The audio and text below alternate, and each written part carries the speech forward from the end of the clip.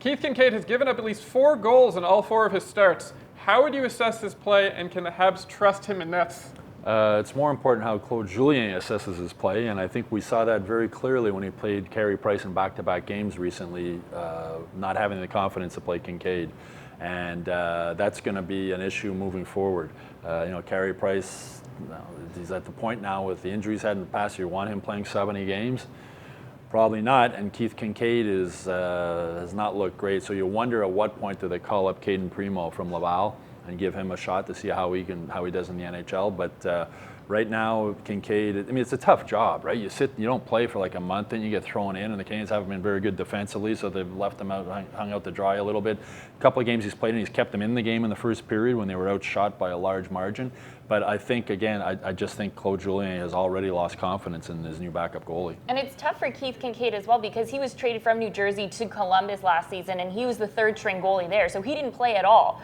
And now he's the backup goaltender. He's only played 4 games. He's trying to figure out the new team, and they don't have a very good defensive system there. So for a goalie who's trying to find his game again, this is not the ideal situation. And he was supposed to be an upgrade on Antti Niemi, and it just seems like he's Antti Niemi 2.0. Well, it's similar to Antti Niemi in that when the Canadiens got Niemi, he had been brutal, and they were hoping he could rebound, and he did with Stefan Waite working with him. And the same with Kinkaid. He had a bad year last year, and they were hoping they could bring him in here, work with Stefan Waite, and get him back. But it hasn't worked so far. I think, listen, 4 games, it says everything. I mean, especially in a losing streak. Well, you want to go to your number 1 guy who's not playing your number 1 as your number 1. So why wouldn't you bring in your backup goalie, especially in the middle of a losing streak? Prices of all goalies are in their head. So give him that 1 game off. At this point, you and I could be the backup goalie, and I'll take, his salary as well. Well, take us out for dinner. Wear a baseball cap. And yeah, I'd love ball caps, but at this They point... wouldn't trust you, though, because you're a traitor. Well, that's true. But at this point... I should be the goalie.